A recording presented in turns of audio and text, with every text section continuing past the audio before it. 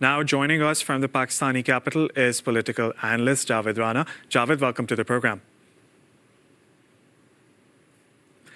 Javed, we've seen over the last few days the tensions between India and Pakistan. Let's start with that first. How are you looking at this ceasefire? And there were many countries that were involved as well, the United States, the UAE, Qatar, and even Turkey. So please tell us about the latest developments. I think the world, more particularly India and Israel, had under Pakistan.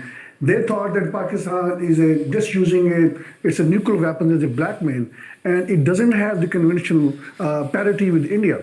So what happened that in Pakistan has defeated militarily in the conventional battlefield, and we have seen now that India, I mean, it's around dozens of, I would say, perhaps over 2 dozens of its military bases across India, they were hit hard. And their other military installations were hit hard. But it only happened when India had carried out missiles attack on Pakistan's mosques, on Pakistan's religious schools, calling them as a hub of terrorism. I think in Pakistan, instead of retaliating and killing their civilians or attacking on their temples, targeted essentially on their military bases and military infrastructure from where India was attacking.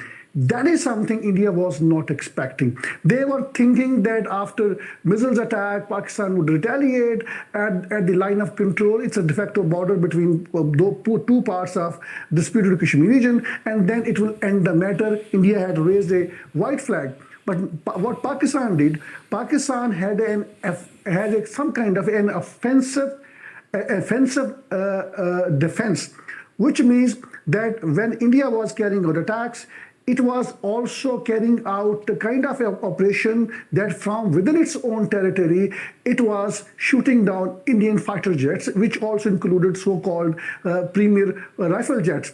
So India realized that it needs to go for some kind of ceasefire. At the end of the day, when Pakistan said that now it is going to retaliate, and it was a massive retaliation with the Turkish drones, and then India approached Turkey, India approached Saudi Arabia, and more particularly, India used its clout on USA, and then USA came in between. They enforced this ceasefire.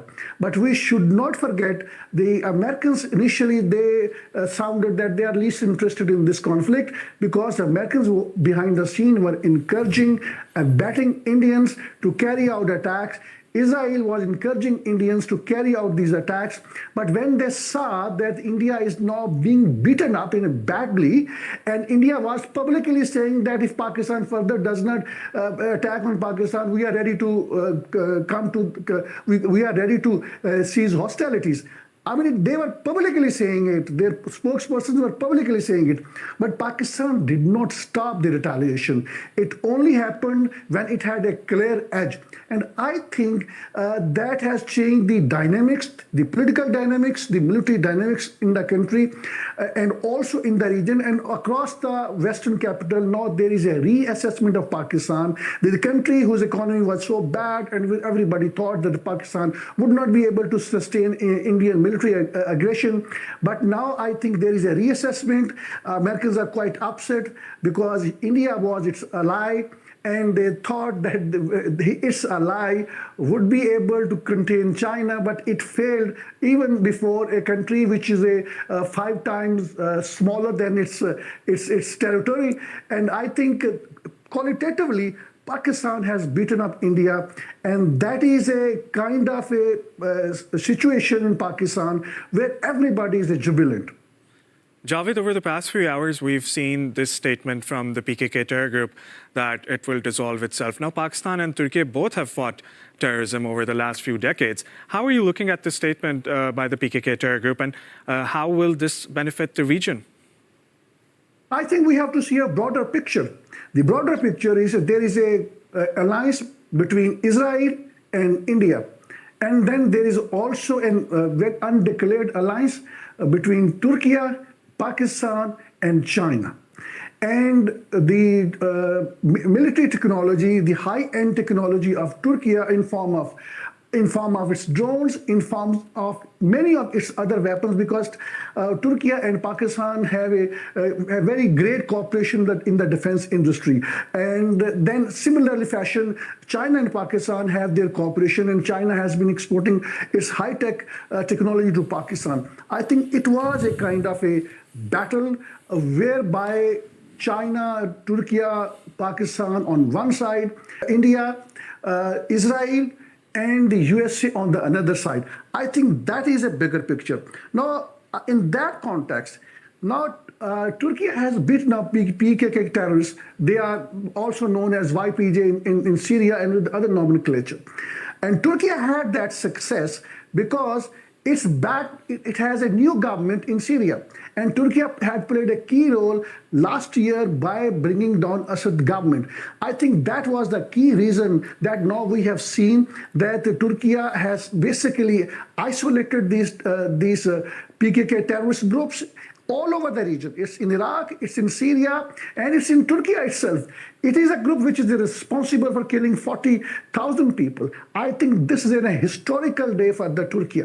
And it has raised the image and the status of the President Tayyip Erdogan as a statesman who is fighting against terrorists in the Middle East, but at the same time also supporting its ally Pakistan. And now I think after these two major developments, where I think it is a signal to the Israel that its technology has collapsed in Pakistan, because these were the Israeli drones which had Pakistan shot down. 84 drones were shot down. Even the common people of Pakistan, they were hitting with their guns at these drones, and they were playing with those drones. I think it is a collapse of the Israeli technology in Pakistan. That is one side. And in Syria, I think this is a great setback to Israel, because its supporter terror group YPG has now surrendered, because Turkey, in a very sustained manner in the northeast of Syria, it launched operations against these terrorist groups. In a similar fashion, it had a very sustained military operations against these terrorist groups in Iraq. Now, this group was so much actually weakened that now it came on the negotiating tables largely on the terms and condition that Ankara had laid down. And that is a great success story. My understanding of the situation is that President Tayyip Erdogan's political insight is changing the political dynamics, not only in the Middle East, but also in the South Asia.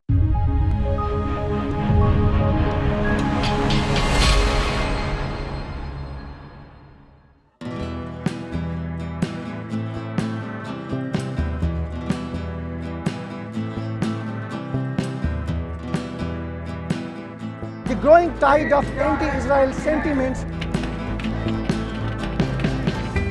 What you see behind me is just tip of the iceberg of what is happening in the country. More than half of $52 billion black CIA budget is spent on espionage network in Pakistan. How would you handle it? The US has looked upon Pakistan as an ally at one point and then as an enemy at the same time. That is going to be the first legal reason on the basis of which he is going to be instantly ousted by the Supreme Court of Pakistan. Joining us live, Javed Rana, who's an expert on politics and geostrategic issues.